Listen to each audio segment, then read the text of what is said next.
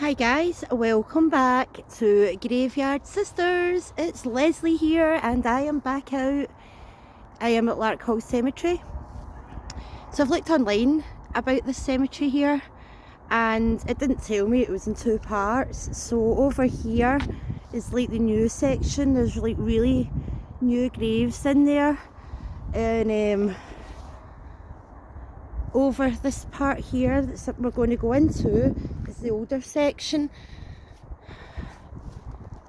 Lovely gates.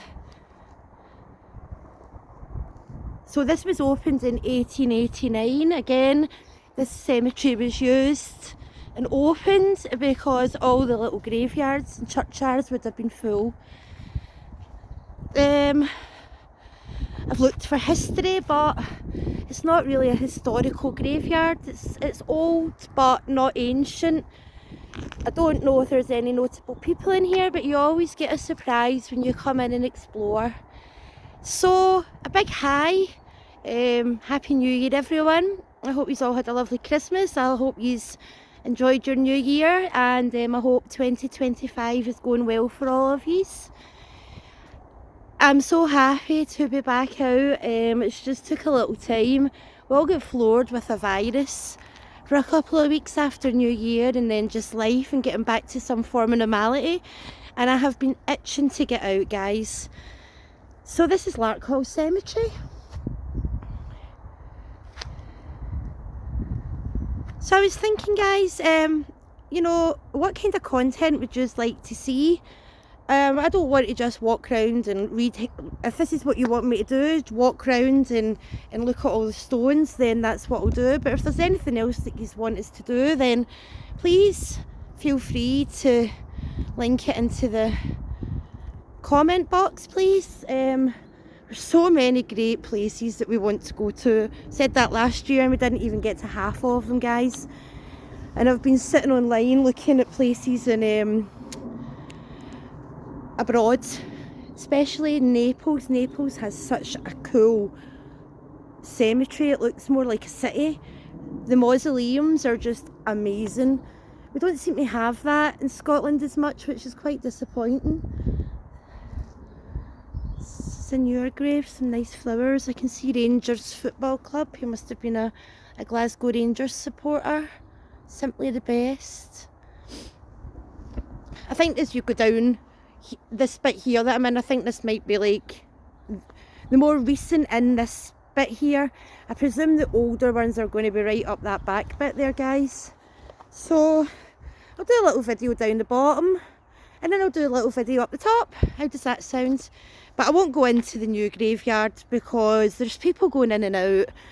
I've seen freshly dug graves in there, and you know, some amazing stones in there, but I can see some absolutely gorgeous headstones. I love all these old ones, but I do have to say that some of the newer ones are spectacular. And like 200 years from now, people will be coming in and looking, maybe exploring like me, and looking at these modern ones, but they'll not be modern at the time. To be honest, I think in a couple of 100 years, guys, there'll be more cremations and other methods of disposing your loved one's remains, because graveyards are just filling up and filling up, and space will go eventually. This one's here. Erected. This is Robert and Jeannie Gold, in living memory of their sons. So we've got Private John Gold, killed in action at Arras, 3rd of May 1917, and he was 24. Then Corporal William, Glasgow Highlanders, died of wounds at Beaufort War Hospital, Bristol, and he was only 23 when he passed away, a year after his brother. And then Robert, he was 69, and then his wife Jeannie. Sad. More heroes again. So it's a lovely weather. It's nice enough day today. Sun's not splitting in the sky, but you know, it's good enough to come out and have a little wander. I hope yous are all well. It's good to be back out. And all these guys that went into the other one now seem to be coming in here. I'm only the person in here, and there's two men came in behind me, so I'm kinda sorry. Just going a wee bit faster at the moment. I like to be left in peace to do this. So I'm just going to go a wee bit further up. I don't even know what they're doing. They've just went into the other one and then quickly came out and came in here. Unless they're just looking for someone.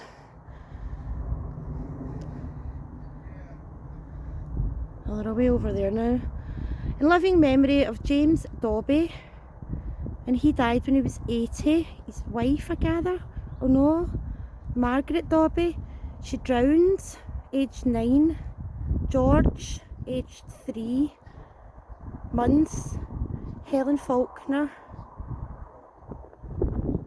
And then son James. And then daughter Mary. Poor Margaret drowned. I thought I was getting this place to myself. I'm highly disappointed, guys. Oh well. I'll just keep going. Just heading up to this older part anyway. Just sometimes you're just like wondering if someone might actually come up and question what you're doing and you know, say that you can't do it or you're not allowed to film, or so I'm just trying to avoid people. This was erected by John Bruce in memory of his brother Francis Bruce, and he died December 1911, aged 67. And then John Bruce, he died in Rose Cottage in Larkhall, 1913, aged 74. And his wife Jane, who died at Wishaw. It's lovely. Caught my eye, don't know why, the name Bruce. Maybe like Robert the Bruce. I know. Some people are just coming in just to have a little look. That's them away now. That's them leaving. They've come in and went out again. I don't know what they're doing. Maybe they're looking for a specific person. Sometimes it's hard to trace where people are buried. I've been doing a lot of research on my ancestors, and if you remember my video in Ridley when I looked for my grandfather, I still haven't got his grave, but I've learned more about him. I've been researching, tracing my grandparents and my great-great-grandparents and learning a little more about them, and it is extremely fascinating when you find out who you're related to. I found out my gran had a sister who died when she was only 7 months old, and they came from the Ayrshire area in Scotland, which I didn't know. So one day I will be down there doing videos and looking to see if I could find where some of them are buried. My great grandmother, she passed away when she was 38. She was Lithuanian. It's amazing what you uncover. Erected by Jane D. Cummings in loving memory of her husband William Jameson, who died the 1st of January 1943, aged 66, her daughter Christina, who died in infancy, and their son Alex, who died in Cleveland, USA. I wonder what he was doing there. Seeing every gravestone does tell a story. That's why I'm getting got a little bit more interested in my ancestors and my heritage and where I'm from, and it's when you start digging, it's amazing. It's absolutely fascinating. I learned things that I didn't know, and I actually managed to trace a cousin as well. Well, a second cousin. Look at this. This is an older one, guys. It's lovely, but Richard and Bella Anderson, in loving memory of their son Richard, who died March the 8th, 1913, and he was 9.5 years. Also their daughter Ellen, and Ellen died in 1892. She was 1 year and 6 months. The above Richard, And Richard died in 1916. And then Bella, and Bella died in 1938. Love these old stones. So it's nice and peaceful now, guys. Yeah, the guys came in the front entrance and then just left again. I don't know what they're doing. But when you're on your own, sometimes you do realise that you're actually quite isolated here. There's another old one here. In loving memory of Thomas Dungavel, husband of Hamilton Brown, who was accidentally killed, and that's another Calgary accent, Bog Calgary, the 9th of February, age 1910, age 41. Her son William, husband of Margaret, drowned near Thankerton, aged 24 years. Husband of Margaret, and then Agnes, drowned. One's accidentally killed, one was drowned. So sad. Just being careful as any graveyard. This is a bit older as well. Catherine Bryce, in loving memory of her husband William Weir. I wonder if Catherine was in there and no one was there to put this. Catherine went in there and no one was there to actually put her name on. Or was maybe Catherine remarried again and is buried somewhere else? So many questions. Sometimes you just never get the answers. Look at this, guys. And a little bit of good news if you like our shorts. Our shorts have now been increased to 3 minutes. There was a guy, I think he was having a go, to be honest with you, saying, well, you should maybe include some history. This was regarding a short. As you know, and as we've said before, we're not historians. I'm just an average person who never even liked history at school, but loves graveyards. And as I've said, I'm learning so much as I go along, and I'm actually getting more interested in history. So when I find it, I will let you know what I find. But just the way he said it, and I says, well, it's a short, you know, there's not a lot you can get into 1 minute. But they've increased it to 3, so that's quite good news, guys. So if you want to hear me going on and on for 3 minutes, let me know. Look at this, guys. This is amazing. Look, this is William Gibb. This is absolutely outstanding. Look, he was an engineer and coal master. And he died in 1907. So, you know, I can go home. When I go home, I will look him up, William Gibb, and see if I can find anything on him. And if I do, I will put a link in the description box. It's absolutely massive. We've got William Gibb. I'm just wondering if there's anyone else in there with him. It's huge. Look at that. Huge. Nope. Looks like it's just William in there himself. Like a scroll at the top. You can see.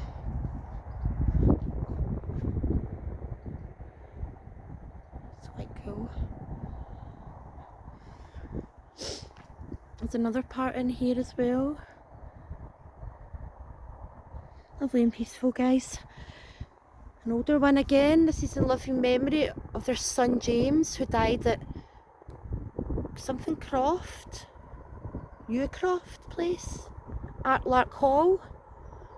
3rd of September 1912, he was 18 years, and their daughter Marion, 1895, she was 6 months. Their son Robert and their granddaughter Mary both died in infancy, and their son John W. McDade, beloved husband of Nellie Ferguson, who was accidentally killed at Swinhill, Calgary, aged 30, and then Thomas, and then Jeannie. A lot of heartbreak again on that stone, isn't there? Every stone will tell a story, guys. Go this way then. Yeah, these are... Sometimes you'll just get the mix of the old and the new in the old graveyards. There's some newer ones there.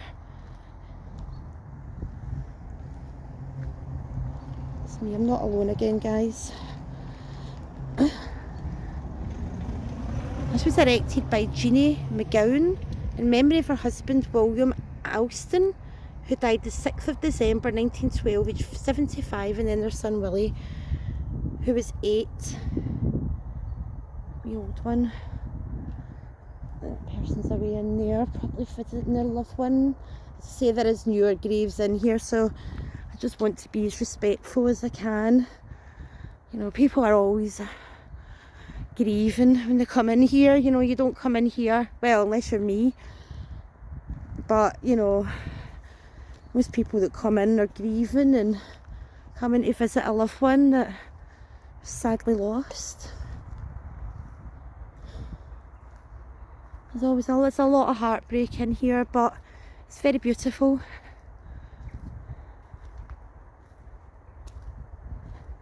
And reading them out and just remembering them again once more. It's a big space in there, guys, and a lot of dips. I don't know what that is there, that part. I don't know if it's something to do with common grounds, maybe.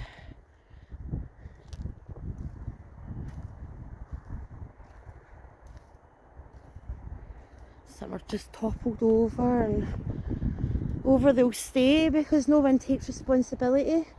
The council won't come and pick them up. It says it's the families. There's another part, there's even more. It's bigger than I thought here. They'll just say it's the family's responsibility, but there isn't any family left, so this one unfortunately has just been placed up here. Beautiful old stone.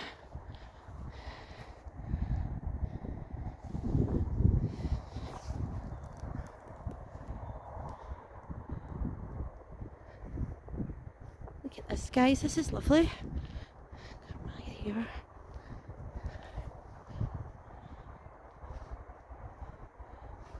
A winged angel. Maybe that's like a modern version maybe of Memento Mori in a way. Janet Garrow, in living memory of her husband William Ferguson, who died at Cathkin Cottage, 1915, aged 57. Their 2 children who died in infancy, and the above Janet. She was 64. Gorgeous, isn't it?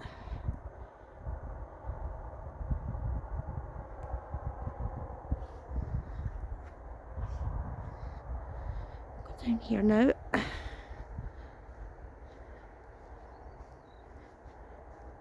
Oh, there's a little house up there, but I don't know what it is.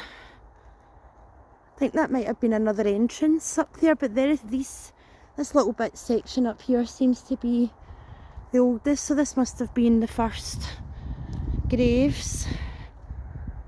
Let's space here again, guys. I don't know if there's people interred there or not. A lot of cemeteries do have common grounds, because people just couldn't afford.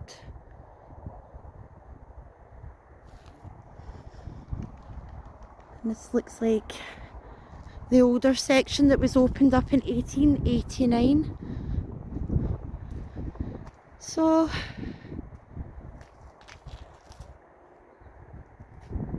part 1, guys, it's finished. Thanks for watching. Please don't forget to hit the like and subscribe button.